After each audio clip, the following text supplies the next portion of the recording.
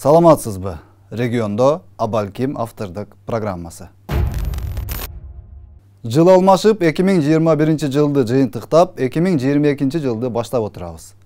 Өткөн жыл өлкөбүз үчүн маанилүү ири саясий процесстердин коштоосу менен өттү. Ал жөнүндө эми кайра айтсак дагы, айтпасак дагы элдин баары билип, кабары бар. Болгону жаңы келген бийлик тарабынан жасалган иштерди көпчүлүк эл туура түшүнүп, акыл эс менен кабыл алып жаткан болсо, кээ бир саясатчылар, алардын фанаттары жана командалары, аларга караштуу маалымат каражаттары дээрлик ар бир кадамды туура эмес аракет катары сүрөттөп, колдорунан келишинче бул бийлик да жаман экенин, эл журт бул бийликти жаман көрүшү зарыл экенин, бийлик башына башка ушулар каалап жаткан адамдар келсе гана Кыргызстанда бир күндө жыргалчылык заман башталарын кыйыр түрдө да, ачык түрдө да айтып, элдин көңүлүн бурууга аракет кылып келишти.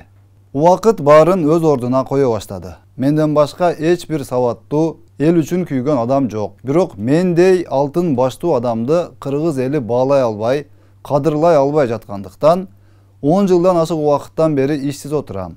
Ушу мен эле бийликке барып калганымда Кыргызстан жыргап эле жатып калмак деп жүргөндөр бүгүн эми Кудайдын буйругу менен парламентке келип отурушту. Буга чейин президент Жапаров легитимсиз, мөөнөтү былтыр аякташы керек болгон парламент легитимсиз отурат, баары легитимсиз, бүт Кыргызстан блокадада калды, мамлекет бийлигин эч ким тааныбай, эч ким сүйлөшпөй койду деп безилдеп жүргөндөр бүгүн эми эл катары эле жакшы көргөн кийимдерин кийинип, эч нерсе болбогондой эле, бардыгы мыйзам чегинде эле болуп жаткандай парламентке келишип, ант беришип, мандат тагынып, бири-бирин куттуктап, ал эмес спикер болууга да аракет кылып көрүштү. Демек, баары мыйзамдуу эле болгон турбайбы? Мыйзамсыз бийлик болсо, анын ар бир баскан турганы легитимсиз болсо, анда азыр парламентте кабинет талашып, кабинеттеги буюмдарды талашып иш баштаган, спикерликке умтулган саясатчыларыбыз да легитимсиз болуп калат эле да. Жок, эми андай эмес. Эми баары мыйзамдуу болгону талашсыз. Эми иштеш гана керек. Бакылдаган текени суу кечкенде көрөрмүн, шакылдаган келинди үй чечкенде көрөрмүн демекчи. Эми эл ишенип мандат бергенден соң өздөрүнүн канчалык эл үчүн кызмат кылууга кадыр экенин көрсөтүүдөн башка айла жок. Эми бийлигим жок, мандатым жок, шекерим жок, майым жок деп арызданууга шылтоо жок. Жаңы парламентте деле негизинен баягы темалар менен жумуш башталганын көрдүк. Бирине кабинет жакпайт, бирине ажаткана жакпайт, бирине ал керек, бирине бул керек. 5 жылдык депутаттык мөөнөттө бир жолу берилиши керек болгон антты дагы кыйратып окуп бере албай, сөзүн баштаса колун унутуп калып, колун койсо оозундагы сөзүн унутуп калган депутаттар. Антты жаттап алып деле айтып койсо болмокко, бирок аны үчүн өздөрү айтмакчы сабаттуу болуш керек окшойт. Каерде окуганыңдын дайыны болбосо, дипломду каяктан алганыңдын дайыны болбосо кыйын. Анан эле президентти сындаганда планшет окуйт, сөзүн жаттап албайбы деп күйдүргөндөр бүгүн эми өздөрүнүн башына түшкөндө өздөрү баарын түшүнүп жаткандыр. Эмнеси болсо дагы парламенттин 7-чи чакырылышы ишин баштады. Эмнеси болсо да депутаттар ынтымакта Кыргызстаныбыздын кызыкчылыгы үчүн иштеп берсе болгону. Ар кимиси өзүн кыйын сезип, өзүнүн жеке кызыкчылыгы үчүн, жеке пиары үчүн ойду тоону сүйлөй берчи болсо, анда өтө тез арада элдин ишениминен чыгып, жаман натыйжа болуп калышы мүмкүн. Улуусу өзүн улуудай карманып, кичүүсү өзүн кичүүдөй карманып, тартиптүү, ынтымактуу, мыйзамдуу жумуш алып баруудан башка айла жок. Же ушул парламентте отуруп саясий карьерасы көтөрүлөт, же ушул парламентте отуруп саясий карьерага чекит коюлуп калышы талассыз. Анткени азыр кыргыз эли ар бир депутаттын ар бир сөзүнө, ар бир кылык жоругуна баам салып байкап отурган кез. Шакылдай коемун деп же ойду келди сүйлөп үйрөнүп калгандар айрыкча этият болушу керек. Күнү түнү иштеп жаткан соц тармактагы фейктери, YouTube каналдары, дагы башка маалымат каражаттары да жардам бере албай калышы талашсыз. Эми дагы бир маселе.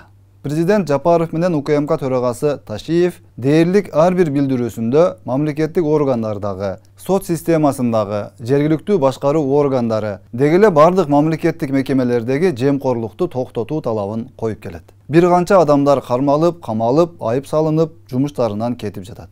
Бирок эл арасында албетте кээ бир облус башчыларынын, шаар жетекчилеринин, прокурорлордун, чекисттердин, милиция кызматкерлеринин, ал эмес ак үйдө отурган кээ бир чиновниктердин дагы деле жемкорлук менен алектенип, президенттин саясатына, мыйзамга ачыктан ачык каршы иш кылып жатканы көп айтыла баштады. Албетте мындай жетекчилер кызматкерлердин арам тамакка сугунуп, бул бийликте бир келет да бир кетет. Пайдаланып калышыбыз керек, чөнтөгүбүздү толтуруп алышыбыз керек, эртең эмне болсо болсун деген уран астында убакыт өткөрүп жаткандыгы өкүнүчтүү жана кооптуу. Мындай адамдардын бийлик органдарына келип калышы, алардын жемкорго айланышы жалпы кыргыз бийлигинин кадырына доо кетирип жатканын аябай жакшы түшүнүп турса дагы, көрбөй калат, билбей калат деген адашуу жолуна түшүп алышканы байкалып турат. Өлкө жетекчилиги кимди, кайсыл гана кызматка дайындабасын, биринчи кезекте ишенип, ушул киши ушул кызматты таза, так жана элдин кызыкчылыгы үчүн, мамлекеттин тазалануу саясатын мүмкүн болушунча тез арада ишке ашыруу үчүн иштеп берет. Мага эртең жаман сөз алып бербейт. Эл алдындагы кадырымды түшүрүп, элдин мага ишеничин кетирүүгө себепчи болбойт деп ойлоп коет эмеспи. Бирок тилеге каршы кээ бир жетекчилер, мекеме башчылары мамлекет жетекчилеринин бул ойлоруна караманча каршы иш жасап, тетирисинче көрүнгөн жерде бирөөлөрдүн атын сатып, жаманатты кылып, бирөөлөрдү коркутуп, өзүн кол тийбестиги бар адамдай сезип алгандары албетте чоң катачылык.